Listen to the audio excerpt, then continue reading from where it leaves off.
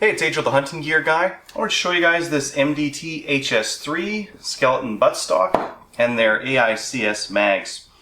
Now this platform can be used on the Savage, Remington, they have one for Tika, and a bunch of other ones actually. So they do have a lot of inlets for this thing.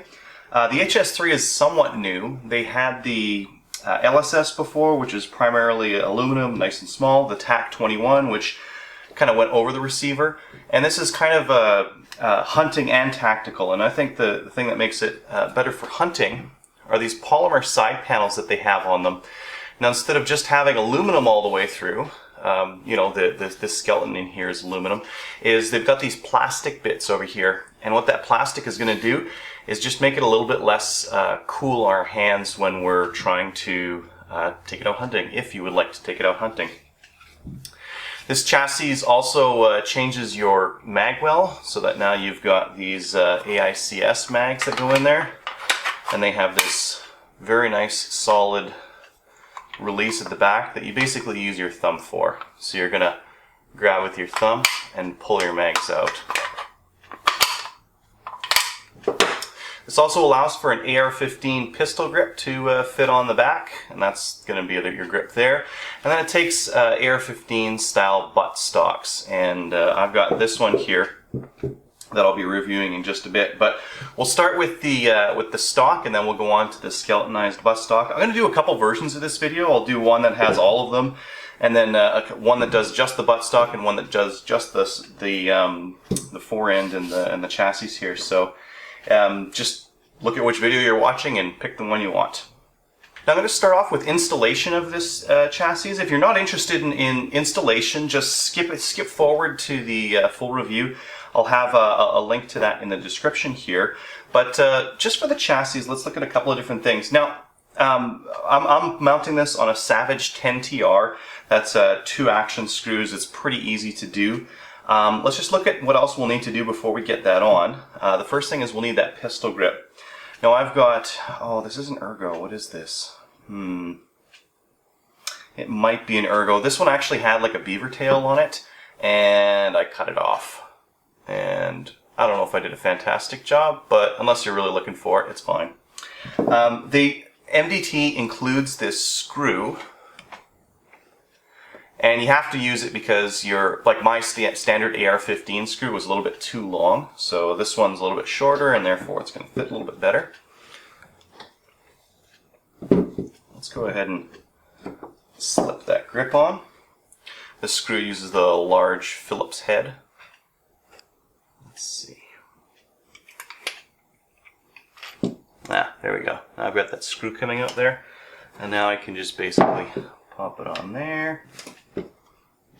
Let the screw come back.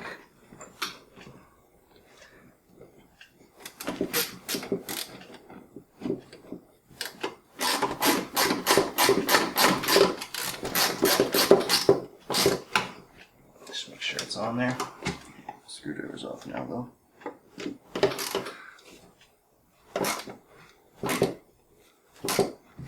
There we go. So there's my grip. This palm shelf here is adjustable, so I can adjust it down if I need to, but that feels pretty good. Now let's move to putting this on our barreled action. Now I've got my barreled action handy right here. You will not use the action screws that came with your rifle. They've got these 2 that are available for you. On my Savage, I had to use this guy here. You see how it's kind of got that little spacer in there? And that's a piece that I'll have to use on this forend here. You see that spacer? I have my bolt removed. Of course, there's no ammunition in it because there's no magazine in it and no bolt.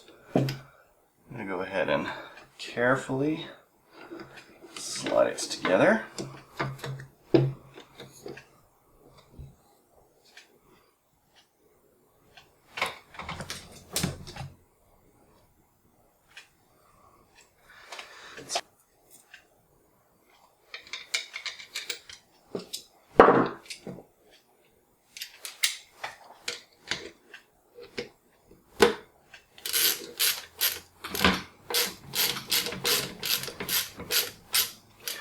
Just going snug, I'm not going too hard, and that's because I need to go on the back.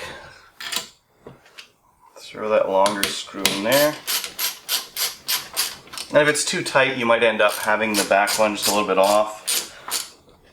Now my front one's a little bit snug, I'm going to snug that one up, and then go back to the front. I believe these are 3/16 bits. And that's on there.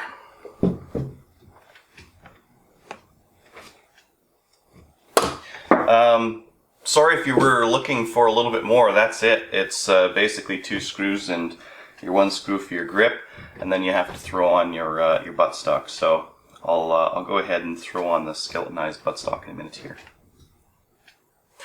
Now this buttstock has a couple of really cool features on it. It's really adjustable.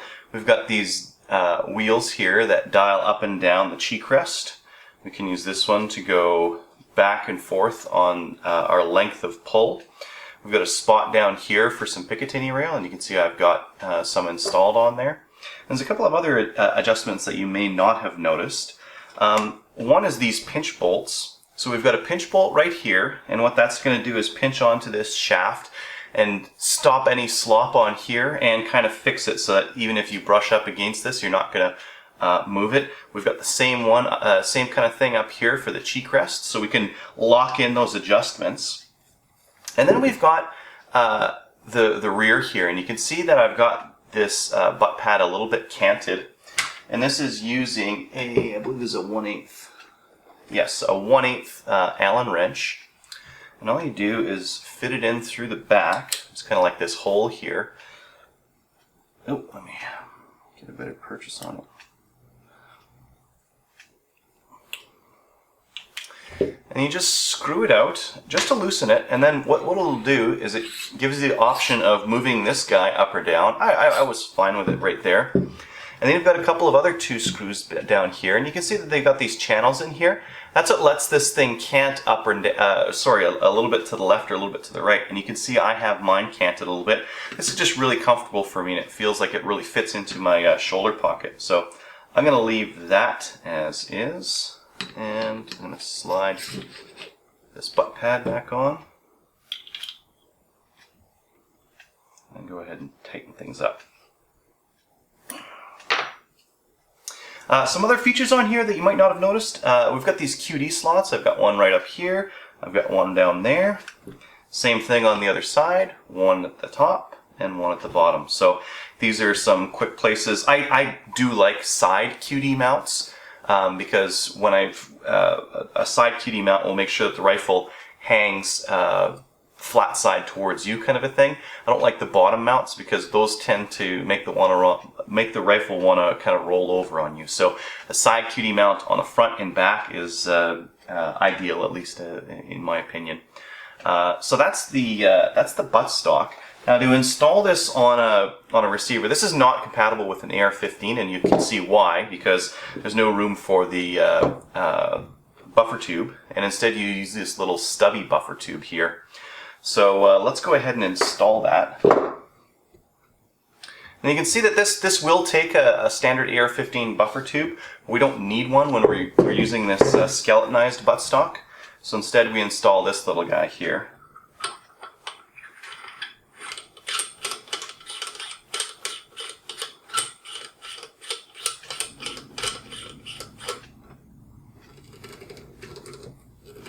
Make sure it's on there nice and tight.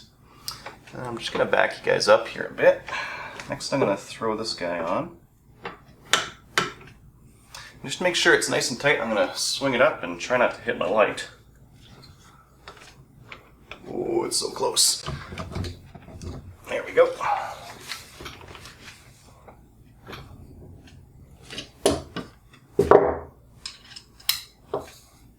And just keeping it nice and flat so that the receiver and the buttstock are nicely aligned. I'm going to get this 3/16 Allen wrench on the side, right there, and I'm going to torque it down. And watch my lights. There we go. And what that's going to do is ensure that there's no slot between the buttstock and the receiver. So now you can kind of get the gist of this. This is a big rifle, so it's kind of hard to fit into the screen there, but there you can see what this looks like when it's fully assembled.